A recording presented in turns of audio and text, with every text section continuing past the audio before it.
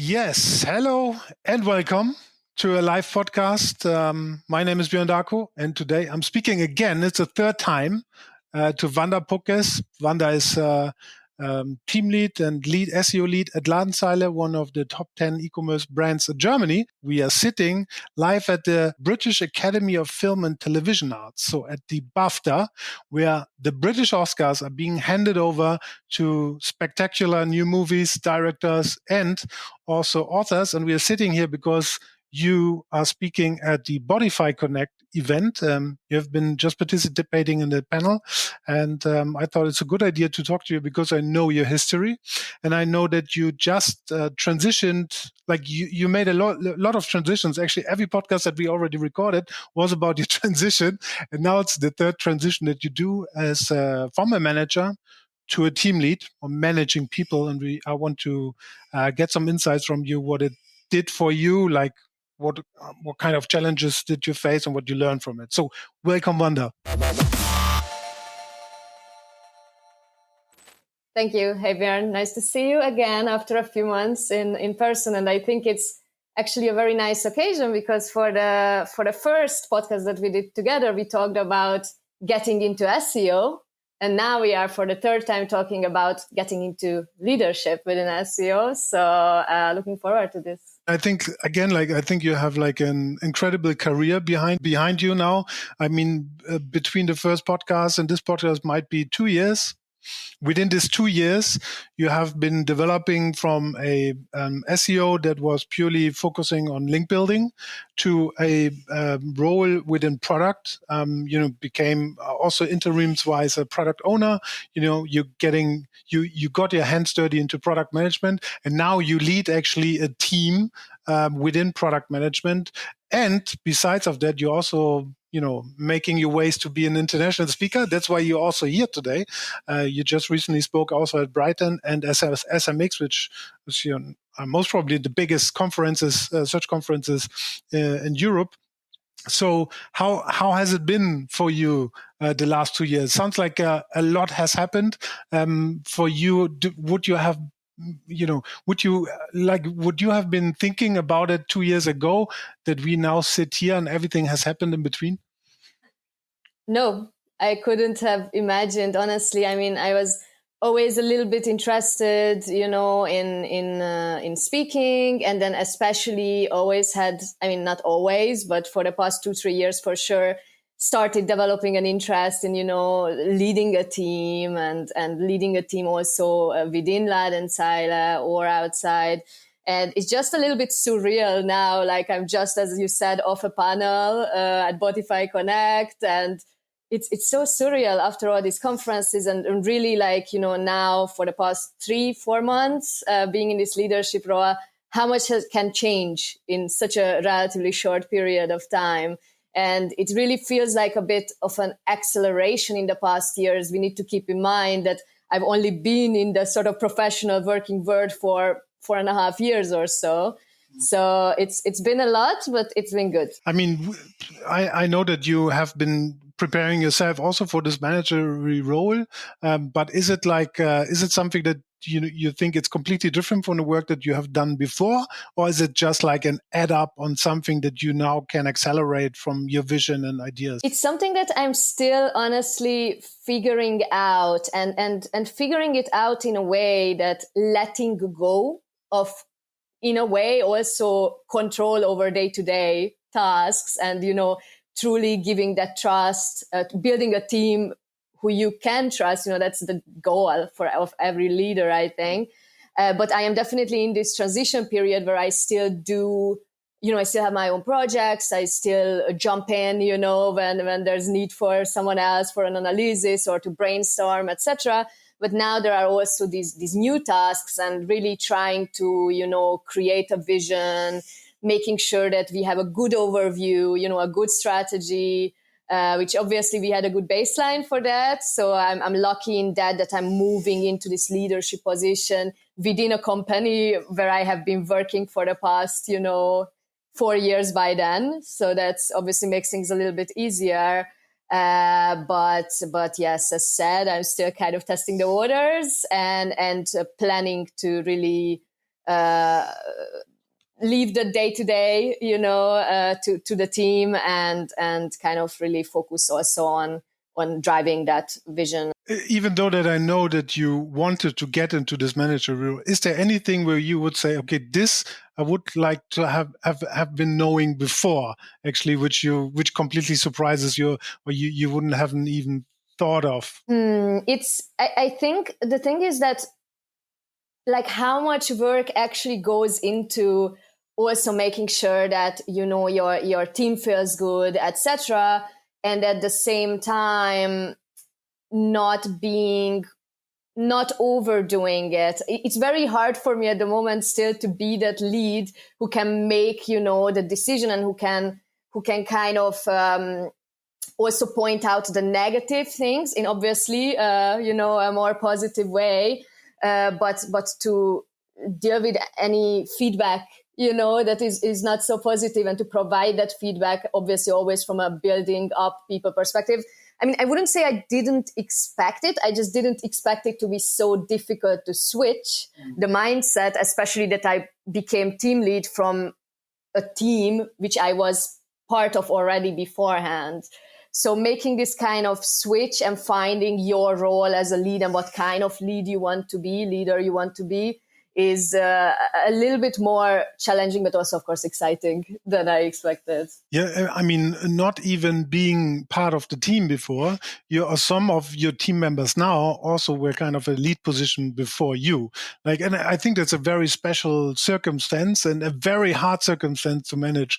Like, if others would be in that position, what did you learn so far?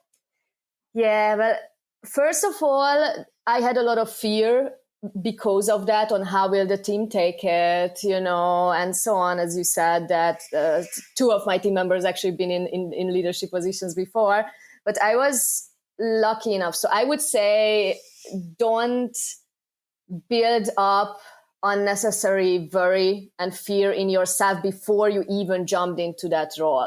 Because if you got along with your team members, especially as teammates, as people, etc., they are not going to stand there and be against you just because now you made this step to becoming a team lead.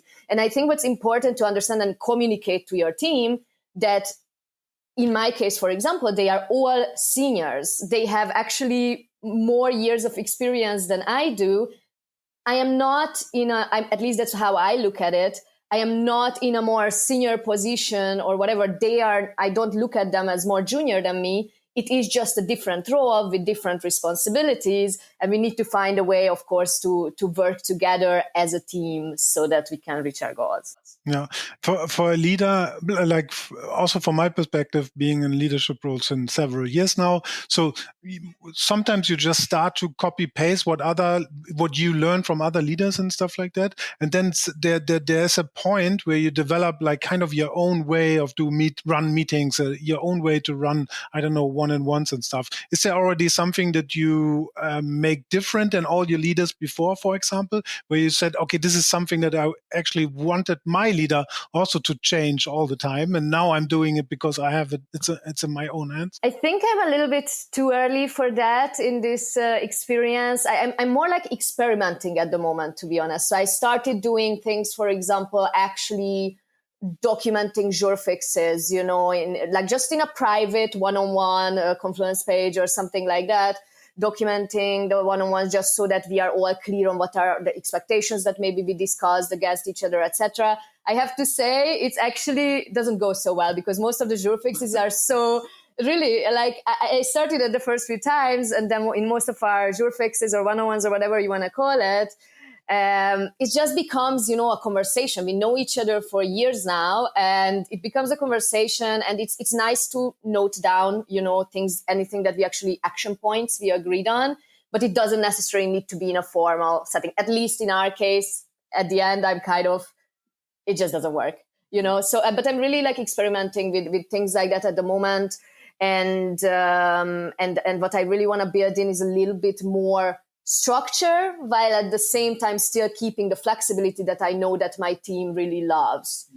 So yeah, that's kind of the plan, and I'm still working on how to kind of build it into actual action. I mean, that's always kind of a positive side of developing it. But as you said, right, if you don't follow a structure, for example, and you have like a more an open conversation, I mean, you're noting down action points, but how do you see it to hold your team accountable for things that you discuss, where you not put a name now behind an action item, but you kind of discuss openly, okay, we should do this, and do you want to take this and stuff like, and then comes actually the leadership part where you need to follow up and keep people being accountable. How do you manage this? Yeah, I mean, even though we don't necessarily always note down everything, on like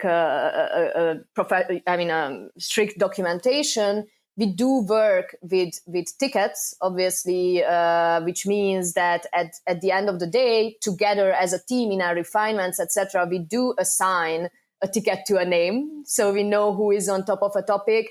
I do tend to these days also look at where I think the strengths of certain of my team members can be really utilized, whether it comes down to not like really like a technical, like an SEO strength, but more to, I know that they have been already in contact with this other team and that they have been working on similar topics, so that it makes sense for them to be on that topic. Still, I would never really just assign something to someone because I want their buy-in. But kind of give a recommendation, so to say. And once that ticket or epic or whatever you want to say is assigned to a person, then it's easier to keep them, of course, accountable, because then that ticket needs to move its way through, our board, and it needs to eventually reach being done. But it can get difficult sometimes, to be honest. Well, I think it's a very good approach with putting the work on tickets. So you have people assigned to it. They are accountable, they're responsible for it. And then you create actually a frame where you always can pinpoint to this person, say, okay, why is that not done, right? Is there any blocker? Do you need help and stuff? So it creates actually a frame to manage people on the job, so to speak, right? And what I also try to do these days is to really give ownership, to team members, to be like, okay, you are the driver of this. I want you to, in a meeting, to actually then hold a presentation about it, when it needs to be, and really like own it and drive it. And I'm there to help and brainstorm with you if needed, and so on, and to support and to jump in if you're on holidays or sick leave or whatever. But I want you to be the owner and driver, because you're very well capable to do that. Especially if you say you have a lot of seniors, that's exactly what I also do. So I expect actually from a specific or from a special seniority that everything that you just pointed out, they can do by themselves. And it doesn't need me, or it doesn't need you to tell them each and every step what to do, right? Here's the problem, fix it. Right, and everything that belongs to it, and this actually brings me to my next point, because I mean, as a leader itself, you have your team and you can design that pretty much as you like it, but then you also have like stakeholders, right? And you have also the management. So, and you, from my perspective, you always you move between three dimensions or three worlds, right? Within the team, you can pretty much build trust and you pretty much can be honest and candid, right? Within stakeholders, sometimes you have to keep your opinion by yourself, whereas in the team, you can openly share feedback, for example. Even more special situation when you speak to management, right? Because you're kind of in a sandwich position from my perspective, where, you try to drive something from the team perspective, but then the management comes from on top and tries to, waterfall style, tell you what to do, right? And you always sit in between and have to find the right sweet spot. And the stakeholder comes also and wants something from you that most necessarily doesn't fit into your roadmap or into your vision and stuff like that.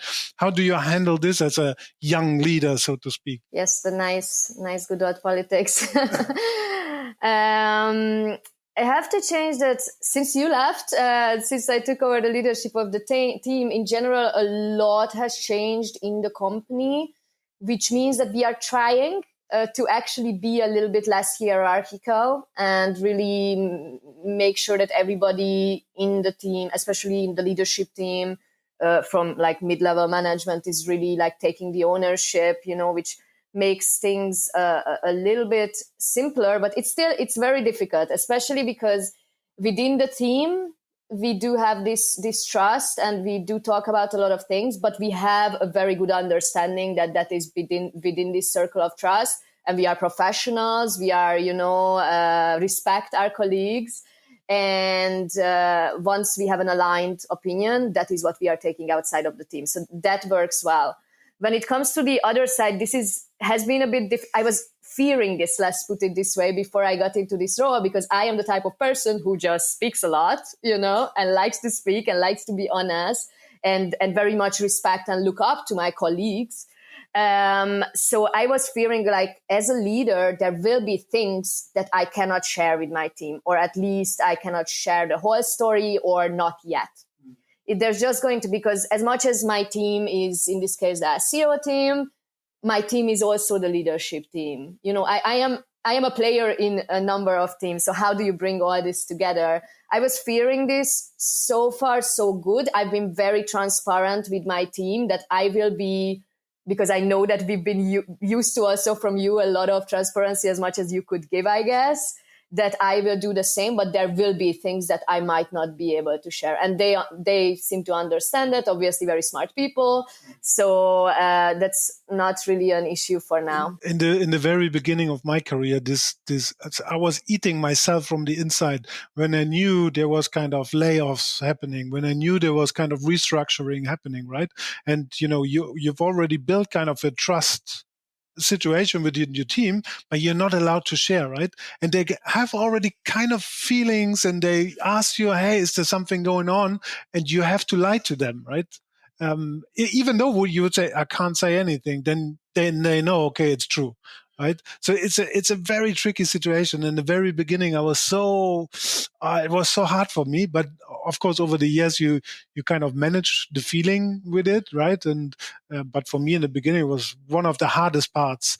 To, at the one side, build the trust and tell, hey, we are always open, we always share feedback, we always be friends, right? And on the other side, lie to them straight in the face. It's a really hard situation. It is hard, especially what you said, friends. And because I've been sitting in this team, I am very friendly with all my team members, which is a very, very good thing. But then, yeah, that amazing thing makes other things much harder. So yeah, that's true. Was there a situation where you had to be loud? Not yet, not really, but and I would like to avoid that. I need to be conscious because I'm a passionate person, and actually just like a week or two ago when I was in Italy, my twin sister gave out to me because she was like, "You're so like rude, whatever," and I'm like, "I'm not. I wasn't even meaning it. I'm just passionate." So in like this, obviously with the team and in the professional environment, etc., I need to be careful of like toning myself down a little bit, So no, didn't have to be loud, but I did have to make some mentions of like, people should be on time for a meeting, like, come on, like, being always 1 or 2 minutes late, like, we are busy people here. So I had to make some like little notes like that, but yeah, that's also something like these little things, right? Being too late to meetings, not appearing at meetings at all, and so without communicating, hey, I'm running late because of X, Y, Z and stuff. I mean, of course, you try to be good and you try to be friends, but then there's also situations like this where it's about professionalism, right? And also the picture that other stakeholders have at your team. If they always come 2 minutes late, and what kind of a picture that throws you to you as a leader, right? And it's a very balanced act, I would say. Now, as you also made an amazing speaker career so far, right? I just mentioned it in the beginning, SMX Brighton. Now you're being invited also to Botify Connect here in London. How important do you think is that kind of situation for you as an international speaker now, from a role model perspective for your team members? I would say that in the current team, as said, I've been knowing this team for years. They anyway knew me. So I don't know if it makes such a dramatic difference as it would if I would be having, new team members. For example, I actually have 2 new team members who are content managers in my team. And I've been getting some cool feedback from them. They are very happy for me, and it's very nice to see, etc. So I would say, especially when it comes to younger colleagues as well, I think it can be a pretty cool thing to see. But for me, the biggest benefit, which really I feel from this, is the networking side. As a lead, I get to meet so many people, a lot of them also in leadership positions, in these conferences, with whom I can then exchange, when it comes down to things. Even if we are competitors, without going into too much detail, we can help each other out a little bit, brainstorm, etc. So that's really the biggest benefit I feel. But I think in the future, as I continue with my speaker career, as well as hopefully in leadership, I think from a personal perspective, for me, it was very cool when you as my lead were doing these things, and I saw you do it, and it gave me inspiration. And you, of course, also provided me with, support, etc., to also want to do something like this. And not everybody needs to do this, but if there's just one person in your team who has, the inclination to something like this, then it's very cool that they have a role model within their team, that they can look up to. It's so funny because when I joined now my new company, the French team doesn't know my name, right? And in Germany, it's something different because of the podcast, of course, and also some of the presentations that I gave. But I found it so funny because one of the very first meeting with the team lead of mine, I asked him, okay, how do you feel about the new situation and stuff? And what he replied was, well, at least they didn't send any douchebag, but they sent somebody that at least knows something, right? Because they know me from the podcast and stuff. So I think it helps, especially if you're joining in a new job and you already have kind of visibility within the industry, to build trust from the beginning. That's for sure, right? Yeah. And I think also that, because now I have a team that's international and they share the opinion among each other. Hey, do you know this guy is coming and stuff? He's in Germany, he has a podcast and blah, blah, blah. It's not about me, but it's about this, hey, building an authority and building trust, having visibility, that they have the feeling, okay, there's somebody that really takes it serious and knows what he's talking about. I think that's very important. And also for me, there's, because you also said it, bringing ownership to the team, right? That's always something for me,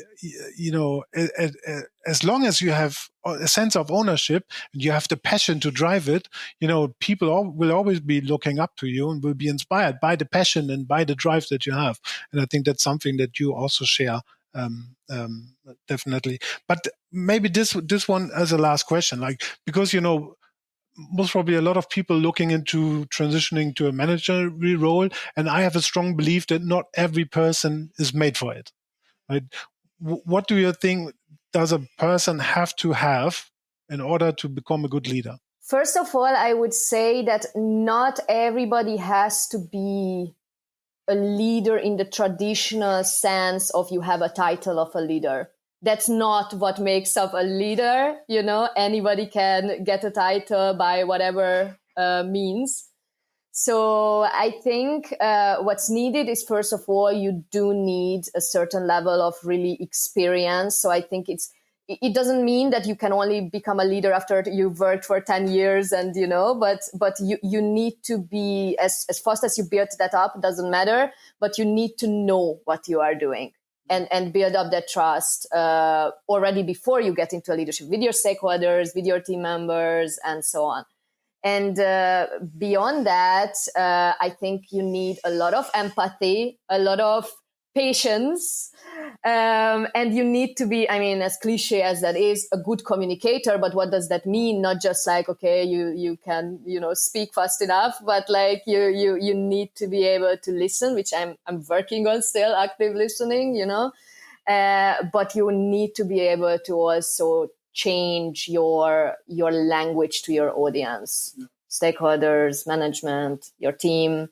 So these are important things. And then you need to try it out. And to be honest, it could very well be that you become team lead or whatever, and then you're like, actually, this is a lot more different things than I thought this was gonna be, and that's okay. Then go back and become, focused on, I don't know, tech SEO or whatever you're interested in. That's also fine. Yeah, I totally agree with you, especially on the empathy thing. I would actually extend it from the empathy. I think you have to be a person that also loves the life, and not only loves the life, but loves the lives of the person, because each and every person has a different life, different problems, and brings a different story to it, right? So to put it negative, the more people you manage, the bigger the shit show, right? And you have to you have